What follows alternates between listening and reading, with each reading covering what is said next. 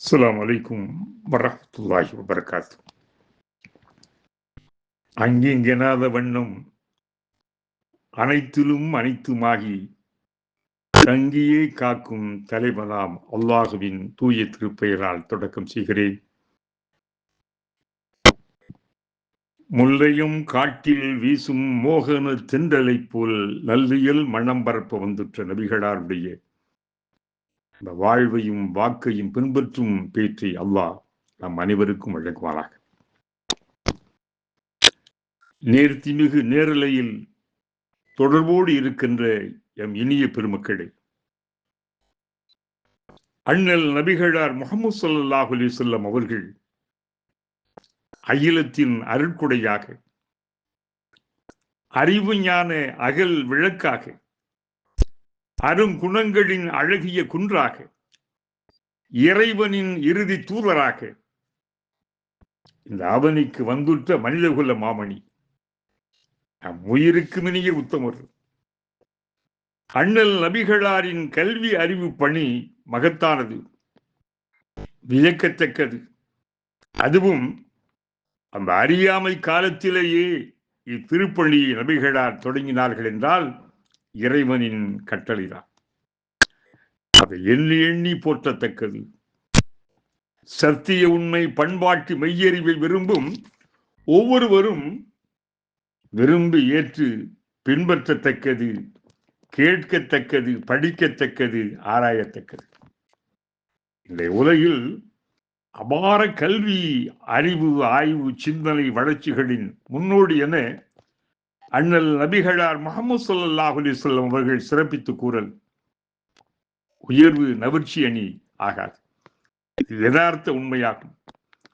இன்று கல்வி பணி ஆற்றுவதும் அறிவு சிந்தனை ஆய்வு பற்றி ஆர்வமூட்டி சேவை செய்வதும் பெரிய சிரமம் ஒன்றும் இல்லை. பொருளாதார வளம் மட்டும் இருந்தால் நல்ல லட்சிய உணர்வும் கல்வி பணியை புனித பணியா என்னும் பண்பு நிறை அறிஞர் பெருமக்கள் கல்வியாளர்களை கொண்டு பரந்த அளவில் அறிவு பணி ஆற்ற முடியும். ஆற்றுகின்றனர் அறிவார்ந்த பெண்மக்கள், சமூக மக்கள் மீது அக்கறை கொண்டவர்கள். அண்ணல் நபிகளாருடைய காலம் இன்று போல் இல்லை. அன்று கல்வி வளர்ச்சியோ அறிவின் எழுச்சியோ அன்று இருக்கவில்லை. அது இருண்ட காலம், அறியாமை காலம், மடமை காலம் என்று வரலாறு குறிக்கின்றது. அது கிபி 6ஆம் நூற்றாண்டு.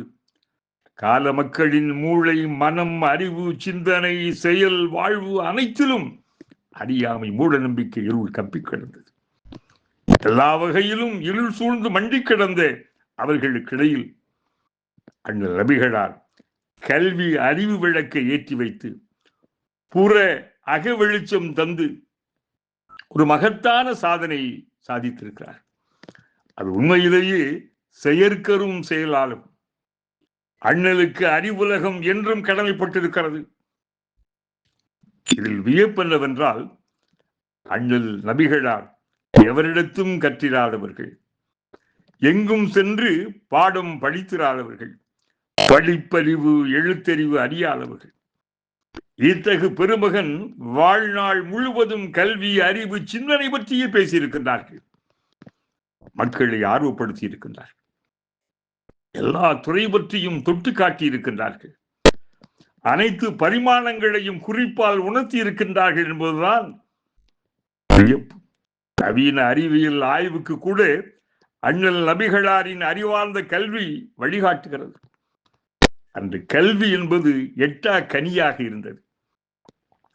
பிரபுக்கள் வீட்டு பெரிய இடத்து பிள்ளைகள், உயர் குலத்தில் பிறந்த மேட்டுக்குடி மக்கள், ஆலய தலைவர்கள், மதகுருமார்களின் வாரிசுகள், இவ்வாறானவர்களின் தனி உடைமை உரிமையாக இருந்தது கல்வி.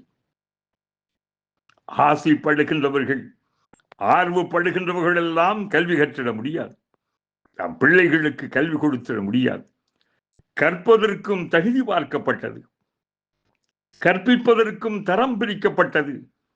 ஆம், இவ்வாறான காலத்தில்தான் கல்வியை தேடி கற்றுக்கொள்வது இறை நம்பிக்கை உள்ள ஒவ்வொரு ஆணுக்கும் பெண்ணுக்கும் கட்டாய கடமையாகும் என அறிவித்து சட்டம் போட்டார்கள் அண்ணலார்.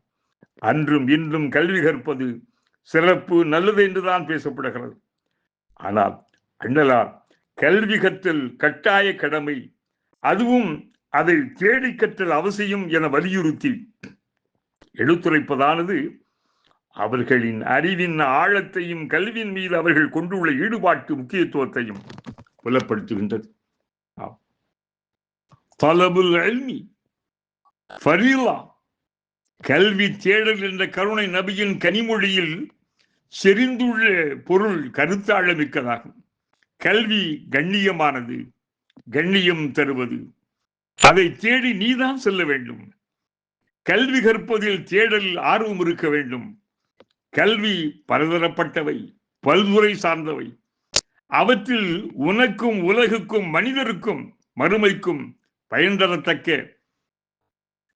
அந்த உண்மையான நிறைவான கல்வியை நீதான் அறிந்து தெரிவு செய்து கற்க வேண்டும். பயனற்ற கல்விகளும் பாலில் உள்ள, அவற்றை கற்று உன்னையும் மனிதர்களையும் பாழ்படுத்திவிடக் கூடாது. கல்வி கல்விக்காகவே கற்கப்பட வேண்டும். ஆம், தெரியாததை தெரிந்து கொள்ள, அறியாததை அறிந்து கொள்ள, அறியாமையை போக்க, உண்மை மெய்ப்பொருளை உணர்ந்திட அறிந்திட, மனிதநேய ஒழுக்க விழுமிய மாண்புகளை பெற்றிட கல்வி கற்க வேண்டும் போன்று பல நுட்பமான உணர்த்துதல் புதைந்திருக்கிறது. பொதுவாக பயனுள்ள கல்வி புனிதமானது. அதை அடையும் நோக்கமும் புனிதமாக இருக்க வேண்டும். இந்த உலகம் கல்வியின் புனிதத்தை தொலைத்துவிட்டு அதை கடைச்சரக்காக்கிவிட்டது. ஆம், கல்வி கற்றுக் கொடுப்பதும் கற்பதும் சராசரி வியாபாரமாகி போனது. அதையும் தாண்டி கலைகளாகி போய்விட்டன. கல்வி கூடங்கள் பணம் பண்ணும் தொழிற்சாலைகளாகிவிட்டன. அறிவு சாலைகள் பேராசைக்காரர்களின் சம்பாத்திய கூடாரங்களாகிவிட்டன. பிள்ளைகளை படிக்க வைக்கும் பெற்றோர்களின் எண்ணம் மட்டுமல்ல, அவர்களின் பிள்ளைகளான எதிர்கால உலகின் வழிகாட்டும் சிற்பிகளான மாணவர்களின் மனநிலை மாறிப்போனது. அவர்களது நோக்கத்தில் உயர்ந்த லட்சியம் ஏதுமில்லாது குறிக்கோள் எல்லாம் சுயநலமாகி போகிறது. இதனால் கல்வியின் புனித நோக்கம் எட்டப்படவில்லை. கற்றவர்களிடமும் பரந்த நோக்கம், சேவை மனம், மனித நேயம் பெரும்பாலும் இருப்பதில்லை. சிலர் விதிவிலக்காக இருக்கலாம். அந்த அண்ணலார் தொடங்கி வைத்த கல்வி பணி கண்ணியம் நிறைந்தது. அறிவு பணி புனிதம் செறிந்தது. கல்வி கல்விக்காகவே கற்றுத்தரப்பட்டது. அறிவு அறிவுக்காகவே பெறப்பட்டது, தரப்பட்டது. அனைத்திலும் புனிதம் பேணப்பட்டது. அனைவரிடமும் நல்லெண்ணமும் தூய சிந்தனையும் விதைக்கப்பட்டது. அதுவே மேலோங்கி இருந்தது. அண்ணலின் கல்வி பணிக்கு அடிப்படை இருந்தது, ஆதாரம் இருந்தது. எதிர்பார்ப்பு, சுயநலம் ஏதுமில்லா ஏக இறைவனின் அங்கீகாரம் இருந்தது. ஏட்டு சுரக்காய் அல்ல இறை தூதர் ஏற்றி வைத்த கல்வி பணி. அது யதார்த்த வாழ்வின் அறிவு பதார்த்த பண்டங்கள், வாழ்வியலின் வழிகாட்டும் அம்சங்கள், ஈருலக நிறைவேற்றியின் நேர்த்தியான திறவுகோல். அண்ணலின் அறிவு பணிக்கு இறை வசனங்களே, அந்த மறை வசனங்களே அடிப்படை ஆதாரமாகவும் ஆர்வ தூண்டலுமாகும். ஒருவர் முஸ்லிமாக இருப்பதற்கு பணம், பதவி, சொத்து, செல்வாக்கு எது இருக்கிறதோ இல்லையோ, ஆனால் அவர் அறிவுள்ளவராக, கல்வியில் ஆர்வம் உள்ளவராக, சிந்தனை தேடல் உள்ளவராக இருத்தல் அவசியமாகும்.